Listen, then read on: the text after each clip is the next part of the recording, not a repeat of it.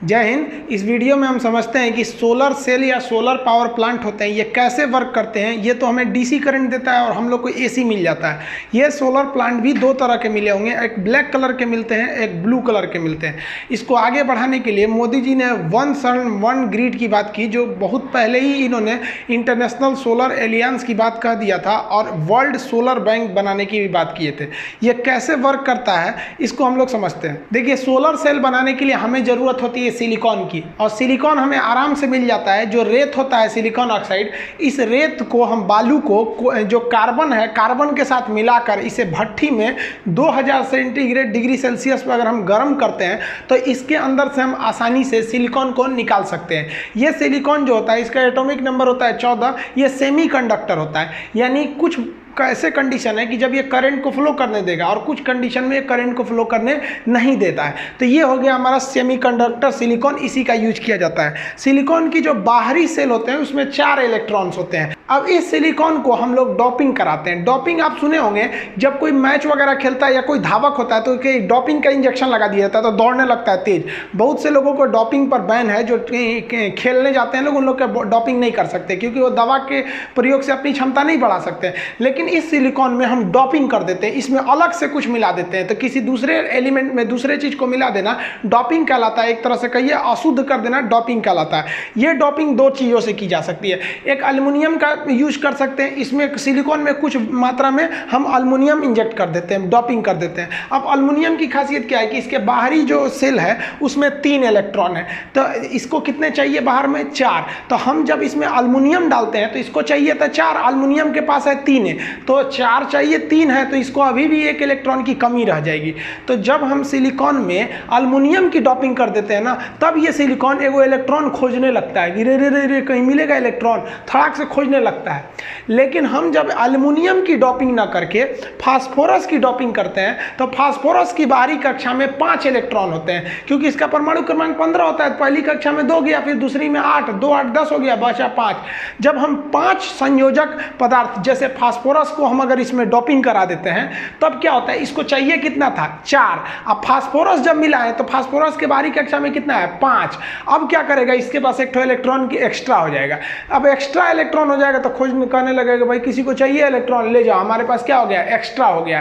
पहले ये 4 था, तब 4 वाले में इसको कंफ्यूजन रहता है कि हम दे 4 इलेक्ट्रॉन या ले ले। लेकिन जैसे डोपिंग कराते हैं तब इसके अंदर एक निगेटिव एक पॉजिटिव का गुण आने लगता है। फास्फोरस की डोपिंग करा देंगे तो ये 5 इलेक्ट्रॉन को दे देता है, इसलिए इसके पास इलेक्ट्रॉन की अधिकता हो जाती है। क्योंकि इलेक्ट्रॉन निगेटिव होता है इसलिए इसमें निगेटिव की अधिकता हो जाती है।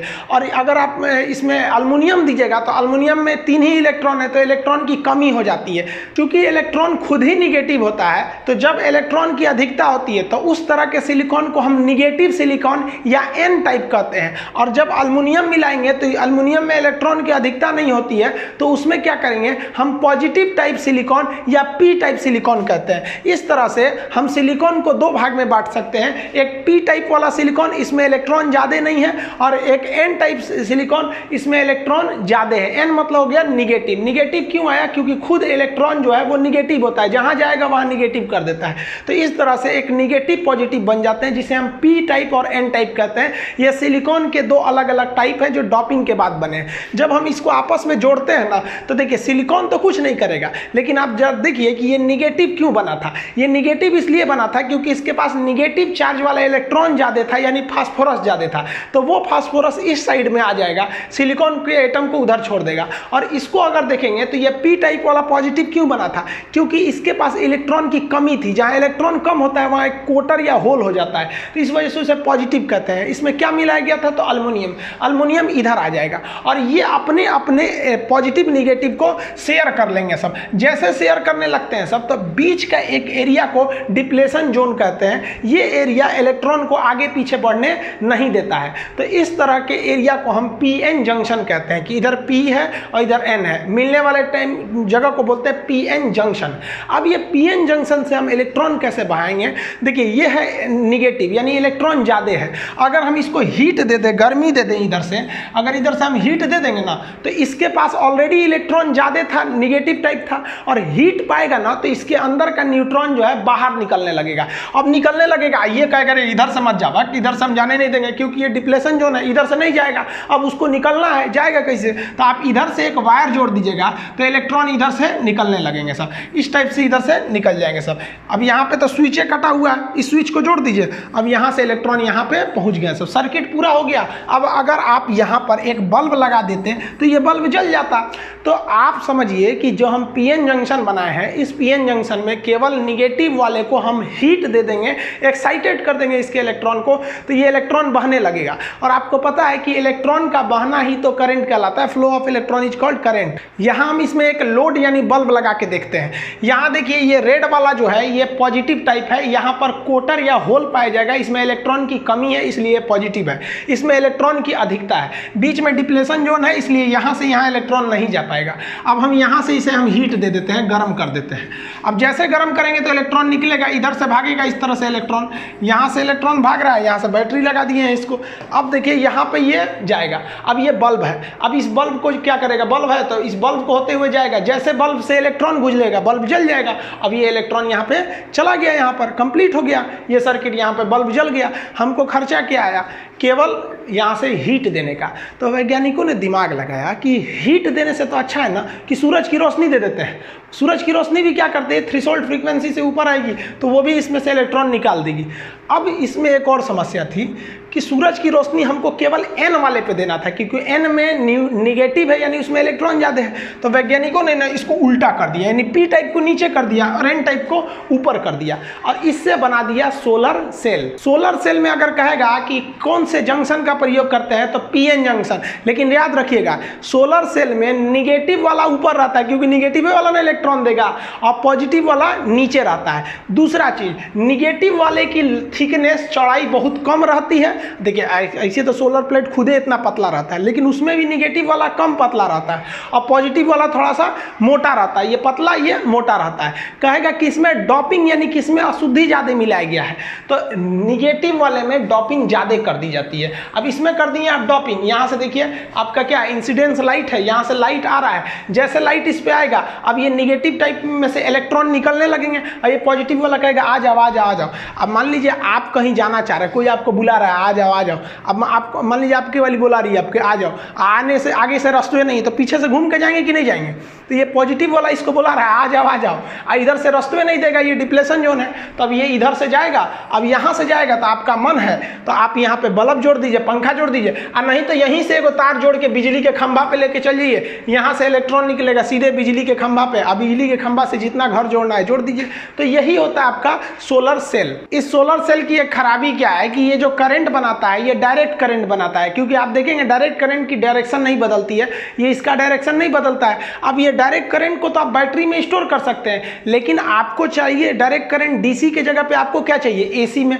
तो डीसी को एसी में बदलने के लिए एक इन्वर्टर की जरूरत पड़ती है, इसलिए इससे जो एनर्जी आती है इसको आप बैटरी में स्टोर करके जब घर में चलाना है तो आप क्या कर सकते हैं कि इन्वर्टर लगा सकते हैं। अगर स्टोर करना है तो बैटरी की जरूरत है, और आप चाहते हैं स्टोर नहीं करना, डायरेक्ट यूज करना है, जैसे सूरज निकला सोलर प्लांट से लगा के तुरंत, तो बैटरी की जरूरत नहीं पड़ेगी। लेकिन अगर आपको स्टोर करना है तब बैटरी की जरूरत पड़ती है।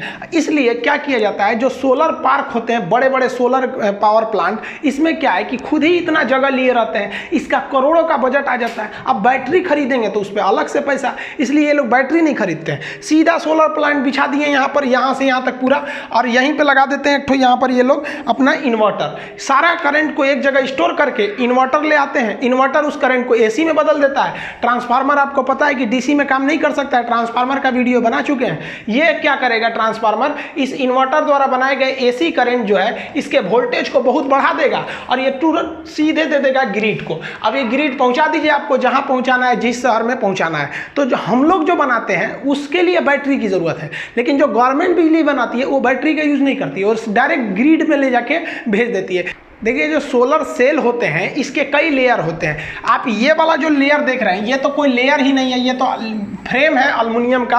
आप खरीदेंगे तो साइड साइड में लोहा का इसे सेट किया रहता है, स्टील का वो फ्रेम है, वो मजबूती के लिए दिया है। मेन जो होता है इसके ऊपर एक शीशे की परत होती है, ग्लास। ये तो फ्रेम हो गया, ये तो साइड से लगा रहता है केवल, ऊपर से तो कुछ नहीं होता है। तो ये एक शीशा का ग्लास होता है। ये ग्लास क्या करता है, इसको चोट से बचाता है, स्क्रैच से, धूल से, इस सब चीज़ों से बचाता है, पानी उनी घुसने नहीं देता है। ये शीशा का सबसे बड़ा काम क्या है कि अगर आप इस शीशे को नहीं लगाते ना तो जो सोलर एनर्जी इस पर आती वो 50% रिफ्लेक्ट कर देता है, ये सोलर सेल भेज देता। तो भाई साहब इसको जितना एनर्जी मिल रहा है उसका वापस भेज देता, तब तो आपका काम ही नहीं हो पाता। इसलिए यहाँ लगा दिया जाता है शीशा। ये जो शीशा होता है ये केवल 5% ही प्रकाश को वापस लौटने देता है, उसके सिवा प्रकाश को लौटने नहीं देता है। इसके अंदर एक कोटिंग की जाती है, इनकैप्सुलेंट की लगा दिया जाता है। ये क्या करता है इनकैप्सुलेंट, इसको मॉइस्चराइजेशन से बचा देता है, नमी नहीं होने देता है, और जितना भी एनर्जी आया है उस एनर्जी को एब्जॉर्ब कर लेता है। ये वाली जो परत होती है ना, यहाँ जस्ट शीशे के नीचे वाली ये परत, ये पूरी एनर्जी को एब्जॉर्ब कर लेता है कि ये जो सोलर सेल लगा हुआ है ये ब्लू कलर का, ये पूरी तरह से इसको एनर्जी मिल सके। और आप सोलर सेल का जो मेन हिस्सा तो सोलर सेल है, इसका कंस्ट्रक्शन समझ ही गए हैं। इसके दो लेयर होंगे, ऊपर वाला एन टाइप, नीचे वाला पी टाइप। हो गया, एन टाइप से इलेक्ट्रॉन निकलेगा, पी टाइप में जाएगा, सर्किट पूरा हो जाएगा। नीचे फिर एक ठो हम लोग कोटिंग लगा देते हैं और उसके नीचे एक ठो सीट लगा देते हैं जिसपे इस सारे चीज को सेट किया जाता है। और इससे जितनी भी करंट आती है उसको यहाँ पर हम लोग एक जगह इकट्ठा कर लेते हैं जिसे जंक्शन बॉक्स कहते हैं, और यहीं से करंट की सप्लाई भेज दिया जाता है। तो इसके जो शीशा लगाना है वो काफ़ी महत्वपूर्ण है। अब ये परत को एक दूसरे पर रख दीजिएगा तो ऐसे बिस्किट की तरह बिखर जाएंगे, इसको बांधना जरूरी है। तो साइड साइड से ऐसे लोहा का फ्रेम लगा के और उसको कस दिया जाता है ताकि ये अलग अलग न हो। सोलर सेल जो होता है वो बहुत छोटा डिवाइस होता है। सोलर सेल, इसकी क्षमता इतनी कम होती है 0.5 वोल्ट, यानी आधा वोल्ट। आधा वोल्ट पे तो कुछ नहीं चलता है भाई साहब, हम लोग के यहाँ जो पंखा भी चलता है 220 वोल्ट पे चलता है, 12 वोल्ट पे तो बैटरी वगैरह चलती है, छोटे छोटे बल्ब वगैरह। तो ये तो 0.5 वोल्ट देता है। तो ये सोलर सेल किसी काम का नहीं है। लेकिन हम क्या कहते हैं, यूनिटी हैव स्ट्रेंथ, आप पढ़े होंगे, एकता में बल है।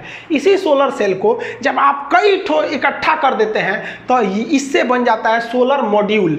अब यहाँ देखिए ये अकेला है तो ये सोलर सेल है, और ये क्या बना दिए है, सोलर मॉड्यूल। इस सोलर मॉड्यूल में 72 सोलर सेल है। अब एक सेल का वोल्टेज 0.5 है तो 72 सेल से कितना वोल्टेज बन जाएगा, 36 वोल्ट का। 36 वोल्ट तो वोल्टेज ज़्यादा हो गया। अब हमको इससे भी ज़्यादा करना, आप जो खरीद के ले आते हैं ना बाजार से, एक प्लेट लेके आते हैं ऐसे वाला, तो आप सोलर मॉड्यूल खरीद के लाते हैं, बोलते हैं सोलर पैनलें खरीद के लेके आए हैं। तो ये सोलर मॉड्यूल हो गया, इसमें वोल्टेज ज़्यादा हो गया। अब पता चला इससे भी इसका भी ग्रुप बना दे। तो सोलर मॉड्यूल का जब आप ग्रुप बनाएंगे तो उसे हम लोग कहते हैं सोलर पैनल। एक आदमी व्यक्तिगत जो लेके आता है वो सोलर मॉड्यूल लेके आता है, लेकिन आप देखते हो ना घर के ऊपर आदमी बिछा देता है तो वो क्या बिछा देता है, आपका सोलर पैनल।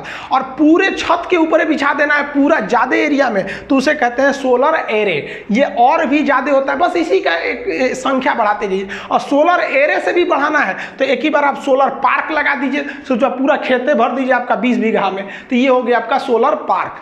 ये सोलर पार्क जो है पूरी दुनिया में जितने बड़े बड़े सोलर पार्क हैं उस 5 बड़े पार्क में से 3 तो इंडिया में ही है। इतना बेहतरीन अचीवमेंट है हम लोग का। लेकिन इस सोलर पार्क की सबसे बड़ी खराबी नहीं, इसमें करोड़ों रुपए लगते हैं। उसके बाद से इनके ऊपर सफाई करनी पड़ती है, धूल जम जाएगा तो उतना अच्छा से वर्क नहीं करेंगे, बादल रहेगा तो उतना अच्छा से वर्क नहीं करेंगे, बारिश हो गया फिर भी उतना नहीं करेंगे, और 24 घंटे तो ये काम नहीं कर सकते हैं क्योंकि जब तक दिन रहेगा तब तक ये वर्क करते हैं। अब ये जो सोलर सेल होते हैं, मतलब मॉड्यूल का ये सेल, बस उसकी तो संख्या बढ़ा रहे हैं आप, तो इसकी भी 3 कैटेगरी होती है। ये बेसिकली 2 ही मेन यूज होती है, एक होती है मोनोक्रिस्टलाइन और एक होती है पॉलीक्रिस्टलाइन, और एक होती है थिन फिल्म। थिन फिल्म का यूज बहुत कम होता है, ये पतला होता है, बहुत कम यूज होता है इसका, ये ज़्यादा यूज नहीं होता है, तो इसको हम लोग चर्चा नहीं करेंगे। बस यहाँ समझिए, ये जो ब्लैक कलर का होता है ये होता है मोनोक्रिस्टल, और ब्लू कलर वाला होता है पॉलीक्रिस्टल। ये वाले ज़्यादा बढ़िया होता है, ये कम बढ़िया होता है। ये कम रोशनी में भी काम करेगा, इसके लिए फुल रोशनी चाहिए। इसमें क्या है कि मतलब बादल वगैरह भी रहेगा तो भी काम कर देगा। इसके लिए भैया बादल नहीं चाहिए, आपको एकदम पूरा कड़कड़ा के धूप चाहिए। यानी अगर आप राजस्थान में हैं तो आप ब्लू वाला लगा सकते हैं, आपको धूप भयानक मिलता है। लेकिन आप उत्तराखंड, हिमाचल प्रदेश जैसे ठंडे एरिया में हैं तो फिर गलती से भी पोलो क्रिस्टलाइन नहीं लगाइएगा, आपको क्या लगाना पड़ेगा, मोनो क्रिस्टलाइन लगाना पड़ेगा। अब इसकी फैसिलिटी ज़्यादा है तो ये महंगा भी आता है, ये थोड़ा सस्ता रहता है, इसकी लाइफ ज़्यादा होती है, इसकी लाइफ कम होती है। ये वोल्टेज ज़्यादा दे देता है, ये वोल्टेज उतना कम देता है। लेकिन अगर आपके यहाँ धूप प्रॉपर है तो आप ये वाला लीजिए ब्लू वाला पॉलीक्रिस्टलाइन, और अगर धूप ज़्यादा नहीं है तो मोनोक्रिस्टलाइन लीजिए। गवर्नमेंट ज़्यादातर मोनोक्रिस्टलाइन लेती है क्योंकि उसके पास पैसे एक बार इन्वेस्ट करना रहता है। मोनोक्रिस्टलाइन में एक चीज़ देखेंगे ना, यहाँ पर एक इस टाइप का गोल गोल मिलेगा, यानी इसके जो सेल होते हैं वो क्रॉस में नहीं होते हैं, हल्का सा यहाँ पे घूमे रहते हैं इस टाइप में, जिस वजह से यहाँ पे आपको गोल गोल मिलेगा। जबकि इसके जो सेल होते हैं वो एकदम स्क्वायर में होते हैं सब, तो इसमें ऐसे लाइनिंग देखने को मिलती है। ओवरऑल में दोनों में ज़्यादा का डिफरेंस नहीं है, पैसे का डिफरेंस है। आपको ही पता है ज़्यादा पैसा लगाएंगे तो जेन्युइन है, ज़्यादा अच्छा सामान मिलेगा, कम पैसा लगाएंगे तो थोड़ा तो कम मिलेगा ही मिलेगा। तो आप अपने हिसाब से डिसाइड कीजिएगा। देखिए हम लोग कोयला जलाकर बिजली बनाते हैं, इससे क्या होता है, कोयला लॉस होता है, प्रदूषण होता है, 75 टाइप की बीमारियां होती है, और आने वाली पीढ़ियों के लिए हम लोग एक ठो प्रदूषित वातावरण दे के जाते हैं। हमारे पूर्वज हमें एक साफ सुथरा वातावरण दिए, लेकिन हम अपनी पीढ़ियों के लिए एक बहुत गलत मैसेज दे के जा रहे हैं कि भैया हम खुद ही इतना गंदा कर देंगे, तुम लोग ससुरे लोग, छोटा बच्चा जब दूध पिएगा ना तो बगल में ऑक्सीजन भी लेकर बैठेगा, इतना पोल्यूशन कर दे रहे हैं। तो इसलिए इंडिया बहुत तेजी से सजग हुआ, और इसमें तो हम सैल्यूट करना चाहेंगे कोची एयरपोर्ट की। कोची एयरपोर्ट जो थी, केरल की कोची एयरपोर्ट, उसने सोचा कि हमारा जो बिजली बिल आता है, एयरपोर्ट की बहुत बिजली बिल आती है, बहुत इलेक्ट्रिक कंज्यूम होता है एयरपोर्ट पर, तो उसका बिजली बिल 15 करोड़ रुपए आता था सालाना। एयरपोर्ट ने कहा कि 15 करोड़ बिजली बिल को कैसे बचाया जाए, तो इसने सोचा कि कुछ ऐसे जगह हैं जैसे जहाँ पे गाड़ियों का स्टैंड है, पार्किंग वगैरह है, अब जो बाहर रिसीव करने जाएंगे, 4 व्हीलर लगाएंगे, पार्किंग का एरिया होता है, तो उसने सोचा कि उस बाहर की लाइटिंग को हम सोलर प्लांट से कर देते हैं। तो उसने 400 सोलर पैनल लगा दिए, जो उसके बाहर के ऑटो स्टैंड थे उसके ऊपर छतरी पे लगा दिया। उससे काफ़ी बिजली फायदा हुआ। धीरे धीरे करके आज कोची एयरपोर्ट ने वो 400 से बढ़ा के 46,000 पैनल लगा दिया है वहाँ पे, 46,000 पैनल। इस 46,000 पैनल लगाने में उसे 62 करोड़ रुपए की लागत आया था, 62 करोड़। अब आप सोचिए, हर साल वो 15 करोड़ तो ऐसे ही दे रहा था, 4 साल में तो उसका 62 करोड़ रुपया निकल गया बिजली बिल के रूप में। आज एक कोची एयरपोर्ट इंडिया का फर्स्ट एयरपोर्ट है जो बिजली बिल पर 1 रुपया नहीं खर्चा करता है, सोलर एनर्जी से बिजली को ले लेता है। उसने हर साल अपना 15 करोड़ रुपए बिजली बिल बचा लिया, पर्यावरण को प्रदूषित होने से बचा लिया, आने वाली पीढ़ियों को मैसेज दिया कि देखो लाख चुनौतियों के बावजूद जो भारत को एक पिछड़े देश में गिनती किया जाता है, जो दुनिया नहीं सोची वो हम करके दिखा दिए।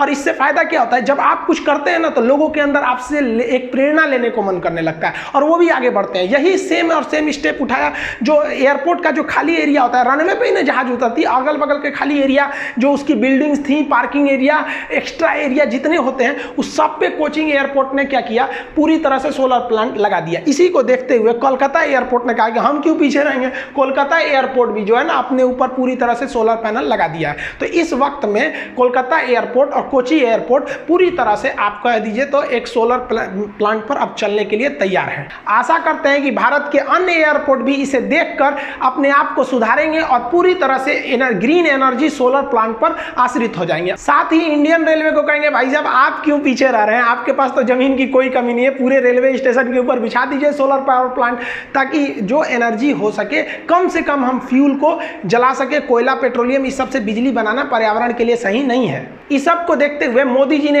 ऐलान किया पूरी दुनिया में। देखिए ग्रीन एनर्जी को लेकर मोदी जी शुरुआत से ही है। 2015 में इन्होंने इंटरनेशनल सोलर एलियंस बनाया था। सौर्य पुत्र बोला था कि जहां 121 देश जिन्हें धूप बहुत ज्यादा मिलता है वो लोग आपस में कनेक्ट हो जाएं। तो इसके लिए मोदी जी ने one world one grid one sun का जो है नारा दिया कि भैया एक ही सूरज है, एक ही ग्रिड बना दीजिए, आपको बिजली मिलती है आप हमें दे दीजिए, हमारे पास जब होगा तो हम आपको दे देंगे।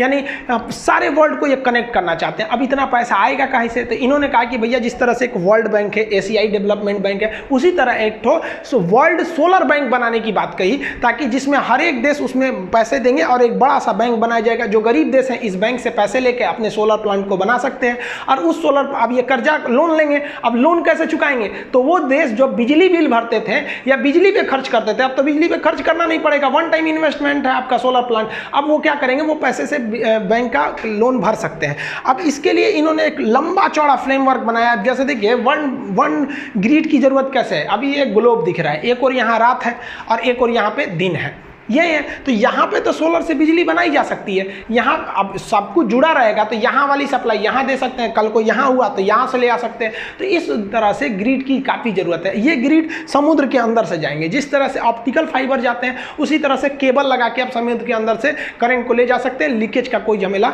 नहीं होता है। 2015 में जो मोदी जी ने इंटरनेशनल सोलर एलियंस शामिल किया, इसमें 121 देश है। अगर आप इसको देखिएगा तो ये ज़्यादातर सनसाइन कंट्री है। सनसाइन किसे कहते हैं? ट्रॉपिक ऑफ कैंसर और ट्रॉपिक ऑफ कैप्रियन, यानी कर्क रेखा और मकर रेखा के बीच में ही सूरज रहता है, यानी सूर्य की किरणें यहीं पर लंबवत चमकती है। इसके बाद सूर्य की किरणें तिरछी जाती हैं। तिरछी रोशनी में सूरज में उतना दम नहीं रहता है, जैसे सुबह के वक्त में सूरज की रोशनी तिरछी आती है और शाम में भी, तो उतनी गर्मी नहीं लगती है। तो ये वाला एरिया जो है ना, यहाँ सूर्य की रोशनी सीधा पड़ने लगता है, जिस वजह से इस बीच वाले एरिया को हम सनसाइन बेल्ट कहते हैं। इसी में इंडिया आता है। तो इसी के लिए बनाया गया था, जिसका हेडक्वार्टर हरियाणा के गुरुग्राम में बनाया गया है। नया इनिशिएटिव जो वन सन वन ग्रिड जो बात किया गया है वन वर्ल्ड का, उसमें गवर्नमेंट ऑफ इंडिया क्या कह रही है कि हम अपने अगल बगल के एरिया में, खास करके पहले मिडिल ईस्ट और इधर आसियान वाले देशों में हम सोलर पावर प्लांट को बिछाएंगे और इंडिया से इसे कनेक्ट करेंगे कि भाई साहब हम लोग आपस में जिसके यहाँ ज़्यादा सूरज निकला वो अपने अगल बगल में ट्रांसफर करें। सेकेंड फेज में हम अफ्रीका को देंगे।